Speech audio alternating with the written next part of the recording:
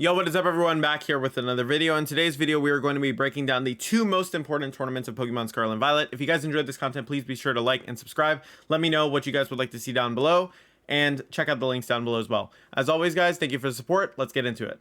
Alright, so getting into the first tournament, the Nino Pokebros Scarlet and Violet Free-for-All. This tournament notably had a team winning that was pretty much wasn't predictable, right? Snow ended up winning the whole tournament, which was actually pretty crazy because it wasn't an archetype that was particularly on anyone's radar before this tournament, but it did end up having a really high placement.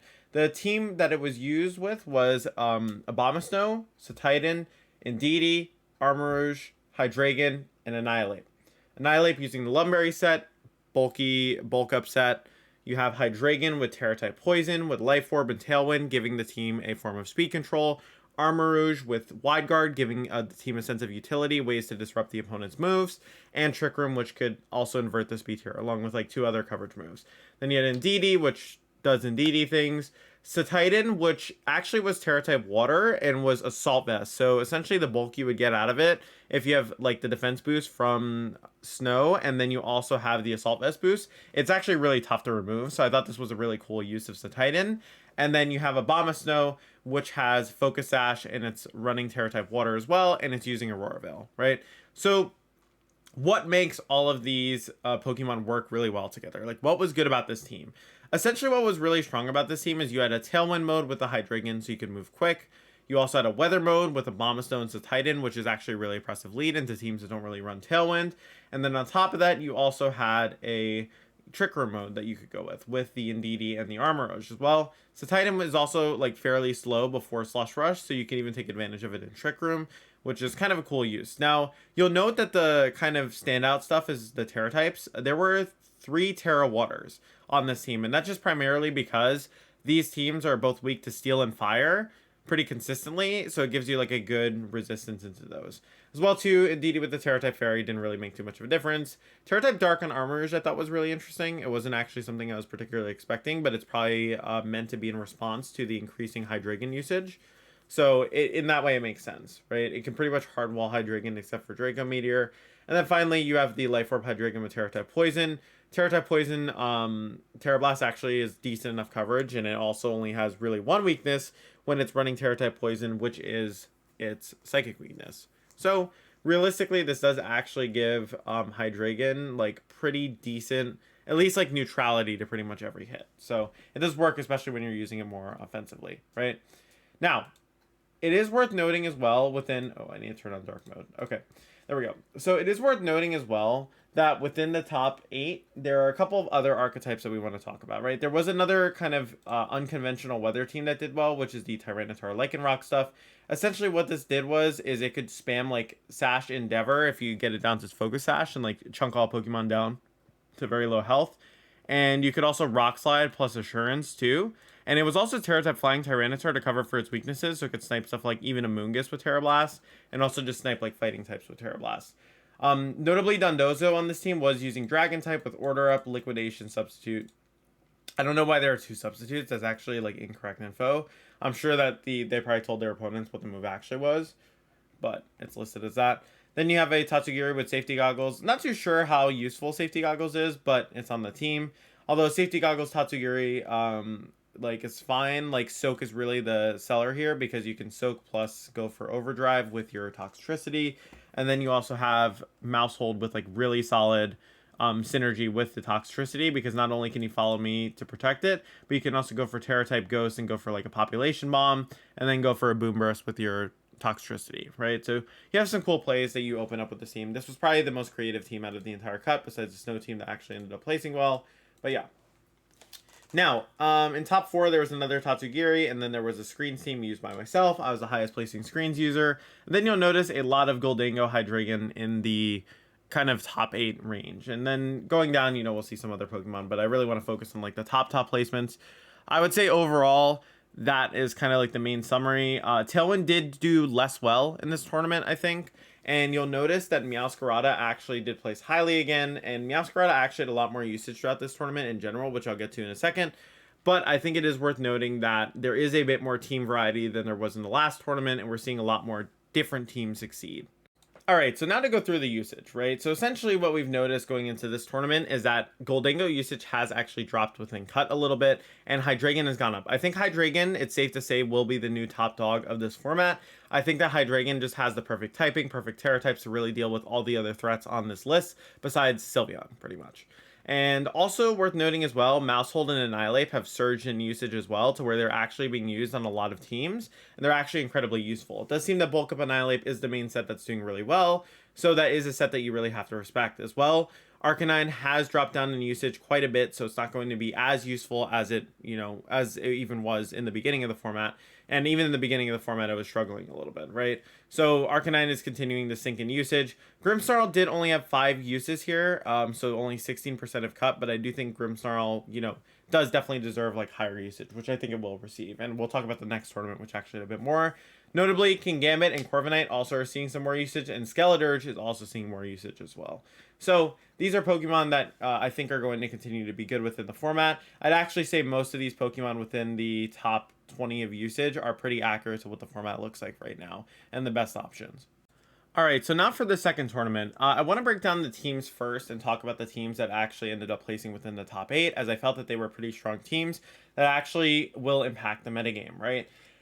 The first thing that I noticed, right, is that Gothitelle are the 2 finalist teams, are on both finalist teams, and Gothitelle is nowhere else to be seen in cut, absolutely nowhere. Like, it had no usage in Top Cut besides the 2 finalist teams. So I think what that's hinting at is that Gothitelle may be a bit underexplored in terms of potential in this metagame.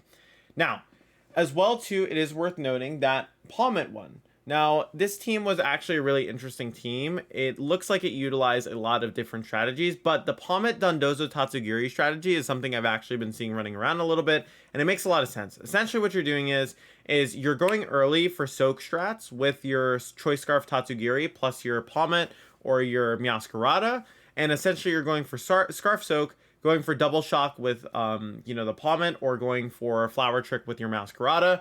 Once the Tatsugiri drops, you use Revival Blessing with Palmet, whether you're bringing it in or you're just, using it, whatever. And then you get back in your Tatsugiri so it can go back into Dondozo. So essentially, it allows you to use your Tatsugiri like an actual Pokemon without the risk of losing it and not being able to succeed. Next up, Nail's team. So I'd say Nail's team is actually pretty, par for what I would have expected day 1 of the meta. I know that the Amoonguss was Leaf Storm because I heard a lot about that. I don't really know much else about the team. I assume that both Pokemon were Intimidate, but I could potentially see a case for them being a different ability. But it is really interesting to see Intimidate do as well as it did, because that's definitely not something I would have predicted going into this tournament, because Intimidate has really dropped in usage. So even though Arcanine is, not as good, it does seem like it can still place well as long as it's on the right team. Notably as well, Kingambit made finals. This is the highest placement Kingambit has made, besides the early Nino Pokebros tournament that actually allowed Legends before we knew the full rule set, which I used. So Kingambit's obviously doing really well. And as well too, going into the top 4 teams, Annihilate appeared on both of them with Meowscarada and Maushold. So it seems like that core of Pokemon is really strong together, specifically Maushold, Annihilate, and Meowscarada work really well together. So it's going to be really interesting to see if those, that pair kind of continues, or that core kind of continues to be used. But I do think Maushold Annihilate in particular is very strong, or just Annihilate plus Redirection in general is very strong. Then within our top 8, we have a couple of different variety of teams.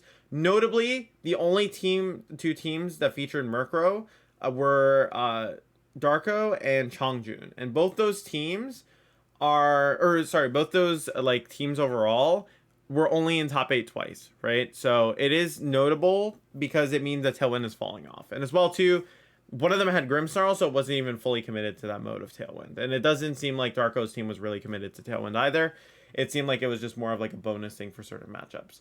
So essentially, if we look down at the last 4 teams, we have Arasha Madi, 2013 world champion, here with a standard Tailwind team, I'd say, or fairly standard team. It looks like Disquake pretty much, so you can spam Discharge next to Gardevoir and Garchomp, and then you also have Earthquake, which you can spam next to Gardevoir, Talonflame, and Kilowattrel.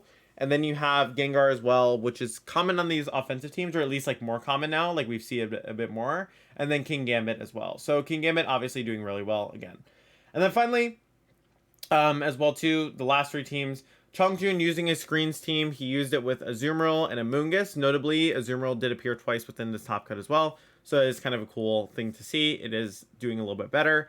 And then going down to Oppo's team, Oppo was using Volcarona instead with a more like kind of bulkier version with Corviknight.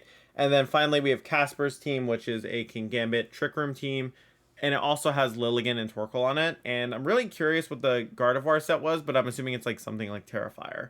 Mousehold also had a really high placement here as well. So these are your top 8 teams, and I felt like they were worth looking at. Obviously, I'm going to have all these sites linked down below if you guys would like to look through the rest of Top Cut. All right, so finally for Victory Road, I wanted to break down the usage stats, right? So essentially the usage stats had Hydreigon at the top again. Hydreigon did perform incredibly well within this tournament, and it is a Pokemon that I think has to be respected now, as it's just a Pokemon that it really deals with a lot of the metagame comfortably, right? Especially Terra Steel Hydreigon deals with Goldango, deals with Garchomp. It can be incredibly difficult to remove those two without any other Pokemon, so Hydreigon is really filling that niche, and I think it is definitely a top tier threat. Goldango making second place doesn't surprise me. It's still good.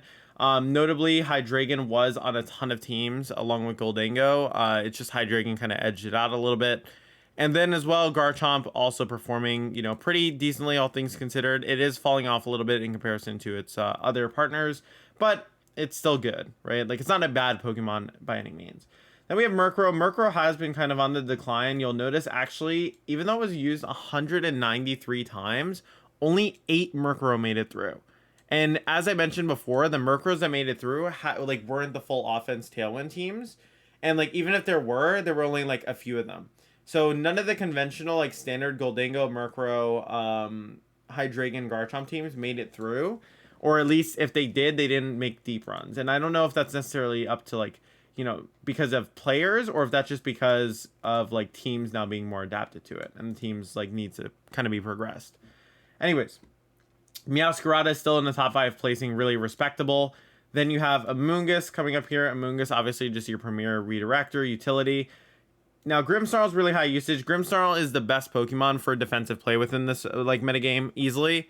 I think it's just one of the best enablers for any kind of defensive play in this format. So I'm not surprised to see it performing well. I think it's going to be one of those Pokemon we continue to see as kind of the pinnacle of defensive play. Annihilate also seeing a lot of usage as well within Top Cut. I think it's a Pokemon that has to be respected, and I could see it going up even more.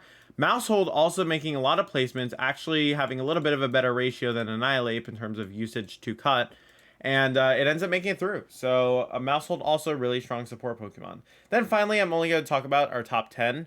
Sylveon ends up making the, it ends up making the cut into the top 10 of usage.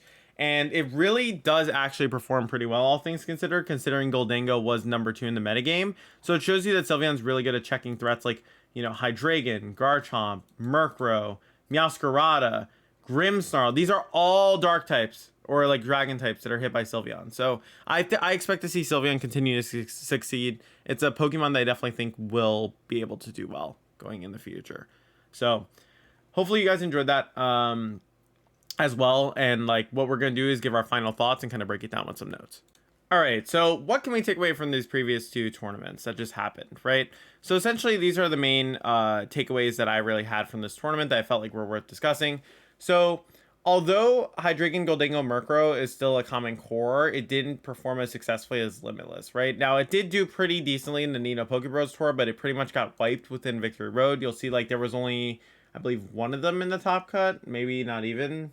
I can't even find the one I was thinking about.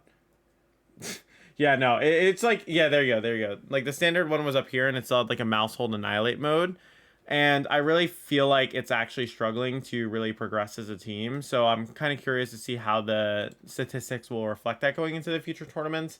As well, too, the biggest thing that I think was a really big deal from the Nino tour specifically was Meowscarada usage jumped up like crazy.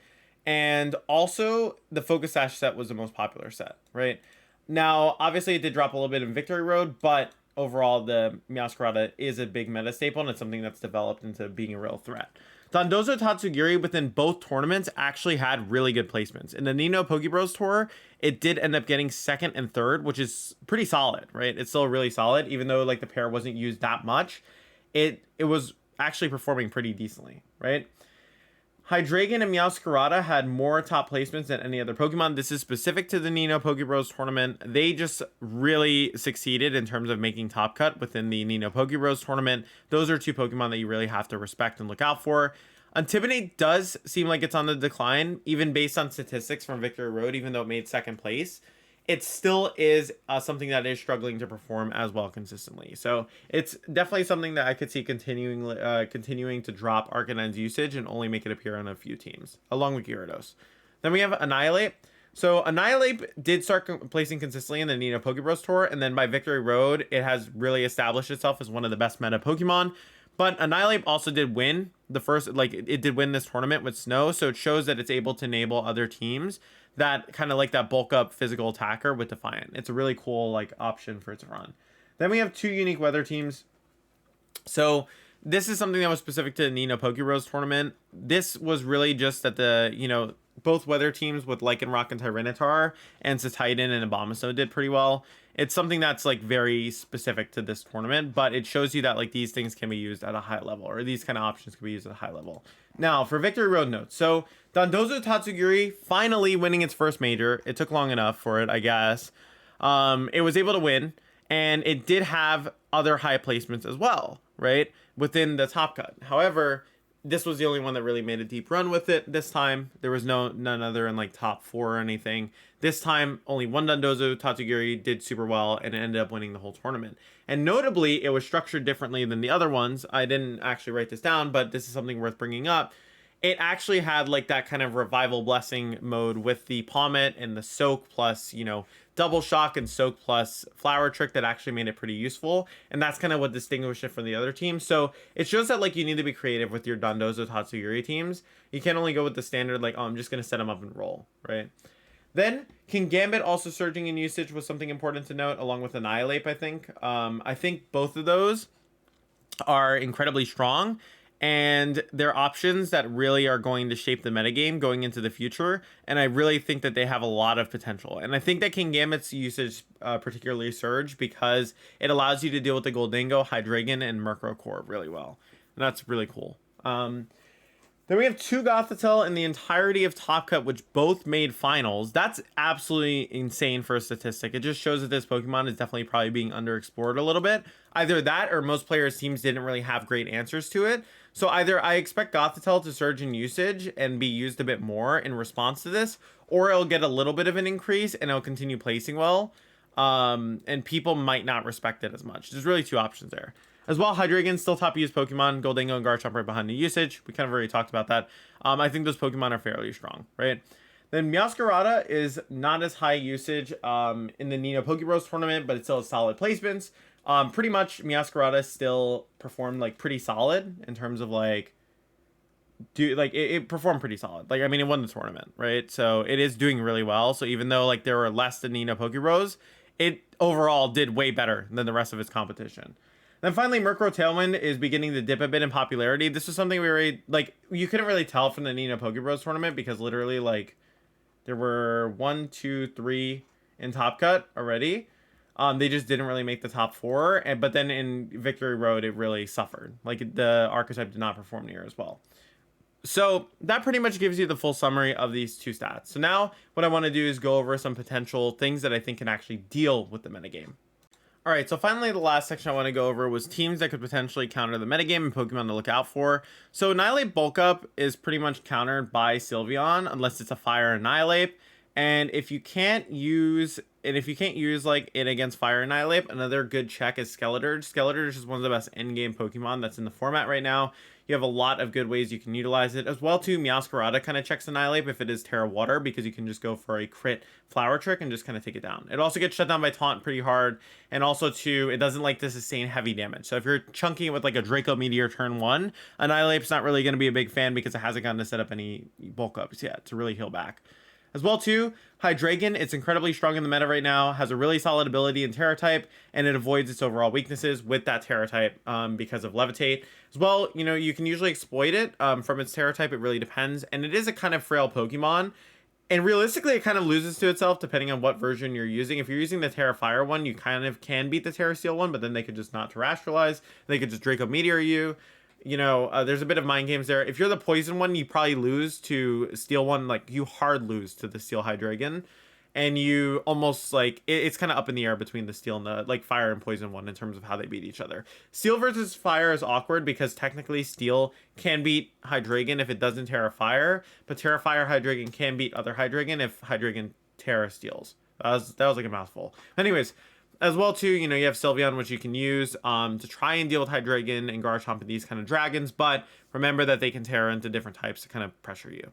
As well too, Kingambit has been surging in popularity. The best answers to it really do seem to be like Rotom Heat and Annihilate. Annihilate puts on a bunch of pressure. You can go for Drain Punches into it. Kingambit can't really do much to you. Rotom Heat's also really good because you can just burn it, and you can also just kind of take advantage of the fact it can't attack you for anything once you burn it. And also too, Volcarona is a pretty good Kingambit answer as well, but it does take a lot of damage from Kowtow Cleave, so you have to be very careful about how you're using it. Then, next thing I want to talk about, Maushold Annihilate is a really respectable pair. It's been performing super solid, and it also can just be like incredibly annoying into a lot of teams that don't have a good way to deal with redirection. So it's something that I would definitely expect to see a bit more. As well too, be super, super careful when you're playing versus a Maushold and an Azumarill. I fell victim to it actually in Top Cut of the Victory Road tournament. It took me out because it was just able to basically set up the Azumarill, and the Maushold was just like a ton of pressure in the back. You don't even have to necessarily like lead them together. You can just use Maushold as like a back sweeping mon. It was incredibly, incredibly difficult. So Azumarill is also a Pokemon you should be respecting as well right now. And some potential developments that you can go through to deal with the changing metagame. Haze and Clear Smog seem really strong right now because a lot of teams are biasing towards setup or like kind of setup options. And this just gives you a lot of ways to definitely deal with it, right? Like, even if we look over here, Victory Road, you can shut down Dondozo Tatsugiri with a Haze or with a Clear Smog. And you can also just go for, options to really shut down other setup mons like Organical, Annihilate. It's definitely something that's probably going to being more mandatory on teams. Skeleturge is really good with a lot of the stat boosting mons around. It can pressure a lot of them, especially if you're turning into a different type. You just have to be careful when you're using it, because if you use it at the wrong time, you could definitely be caught off guard and kind of bodied for that. Hard Trick Room is still underexplored. I talked about this in my previous kind of meta review video, but I think that it might be lacking in the options it needs to perform well, or people just aren't still building it the right way. We'll have to kind of see, and like I'm sure people will experiment with it more, but it is something that I think is still worth looking into. And then finally, even though Goldango isn't performing as well, and by as well I mean it's just top 3 instead of top 1, that doesn't mean it's really bad. It's still like really strong, so you have to respect it, right? So if you're using a fairy type like Sylveon or Grimmsnarl, Sylveon you can get away with Terra Fire because that's fine. But yeah, I've seen some with Babri Berry, and also too, for sure on Grim you need a Babri Berry right now. If you're planning on at least bringing it into those Tailwind matchups. If you're not planning on bringing it into Tailwind matchup, you can get away with Light Clay, but having Babri just leaves you so much more open to actually setting up screens and using your team well. So that's what I would say is like the main takeaways from this entire tournament weekend and everything. If you guys enjoyed this kind of video, please be sure to let me know. I do put a lot of effort into these videos to make sure I'm giving you guys as much good information and concise information as possible. If you guys would like to see more videos like this, please let me know. And also make sure to check out the links down below. Support my channel down there. It does mean a lot. It does help me continue to make content like this. Thank you guys so much for all the support. And as always, I'll see you guys next video.